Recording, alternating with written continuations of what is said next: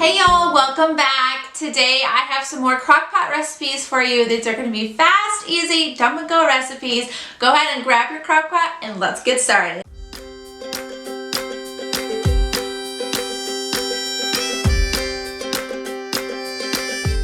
Alright y'all, to start us off, I'm going to be making some honey garlic chicken.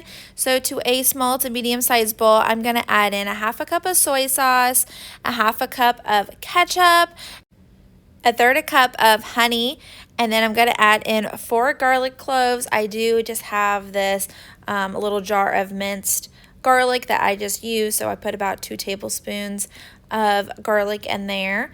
And then I'm going to add in my seasoning. So I have 2 tablespoons of fresh, or I personally just have these dried parsley, but if you want to use fresh parsley, that would be even better. And I have a half a teaspoon of dried oregano that I'm going to put in here. Also, if you have sesame seeds, that would be wonderful in this meal. I actually do not have any sesame seeds on hand, so that's all that I use.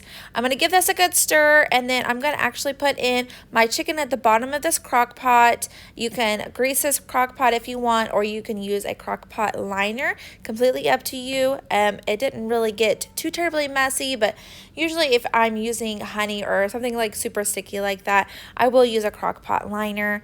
And then to my chicken, I'm just going to add in some salt and pepper and give that a really good stir. And of course, once I am done stirring that, then I am going to wash my hands.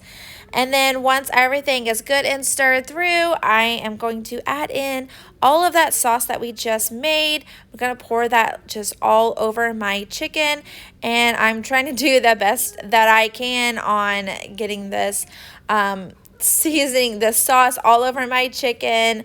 I'm using these little tongs here, but I'm pretty sure if you just use your hands, it's going to get mixed through better. All right, and I am done, and I'm just going to put this on the low setting for about 6 to 8 hours, or if you want to put this on high, for about 4 to 5. These are going to be so delicious, so tender. I did just want to cook them a little bit longer just because I do not want to undercook them at all. That would be absolutely the worst. But this is what it looks like when it's all done. They are nice and tender. Everyone said that it had tons and tons of flavor.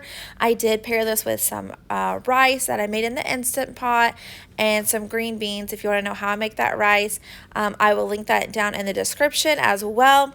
And that is all that we needed for this meal. It was so good.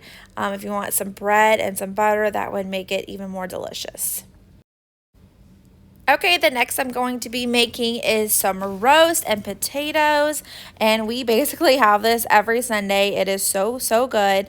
I'm just going to take this 2 to 3 pound roast. I'm going to put this at the bottom of my crock pot. I'm going to add in about 1.5 cups of carrots.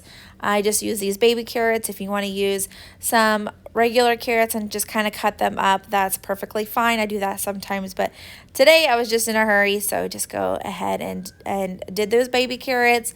And then I'm going to add about 2 pounds of baby potatoes, red baby potatoes, however you want to call them. And then I add about 3 stalks of celery. And then I have this seasoning packet that I put in with 1 cup of water, and I just cover that over my roast. And then I added about another cup of beef broth, and I'm going to let that cook on high for 5.5 hours. And then when it is done, everything is nice and tender, and the roast is pull apart ready. It was absolutely delicious. If you want to take everything out and kind of thicken up that sauce and kind of pour that over your roast, I've done that so many times. This time I didn't, just because I was in such a big hurry, but this is what it all looked like, and it was so good. All right, the next thing I'm going to be making is this chicken enchilada pasta. And to my slow cooker, I'm just going to put about 3 chicken breasts at the bottom, 2 to 3. So you want about 1.5 pounds of chicken breast. And then I'm going to add in my seasonings, which is a tablespoon of chili powder, half a teaspoon of cumin, 1 teaspoon of salt, 1/4 teaspoon of pepper, half a teaspoon of oregano, and just pour that all over my chicken. And then I need 28 ounces of this red enchilada sauce. I love the old El Paso, and so I don't have the bigger can, so I just put in 3 small cans. And then I have a small can of diced green chilies that I wanted to put in as well. And please do not be like a mess like I am. Oh my word. I promise you, I cannot cook without making a mess. I put in about 16 ounces of pasta into that pan and just wanted those to get al dente. And then now that my enchilada stuff has been cooking on high for about 4 hours, I'm going to go ahead and shred this chicken. Make sure it's nice and tender, and it was so tender. And then I'm going to add in my noodles and get that well stirred through.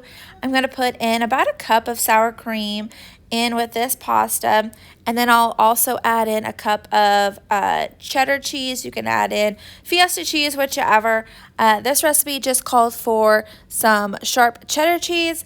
And then I gave this a really good stir, getting that cheese melted through and getting that sour cream melted through, and that is it. As you can see, I kind of did like a half and half when it comes to these noodles. I ran out of the rotini noodles, so I just added in these other noodles. I don't even know what you call these other noodles, like Celentini or something like that. Some Italian is probably making fun of me right now. But anyways, this was a delicious meal. We've never had anything quite like this, and my husband said he really enjoyed it. He actually said those words, "Wow, this is really good." That's how I know it was actually good.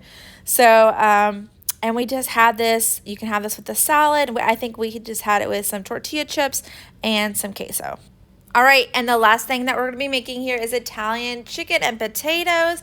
So to a small bowl, I'm just going to add half a cup of chicken broth, a third a cup of heavy whipping cream, and then 2 tablespoons of cornstarch. I'm going to give that a good stir. Just want to make sure that cornstarch is mixed through properly.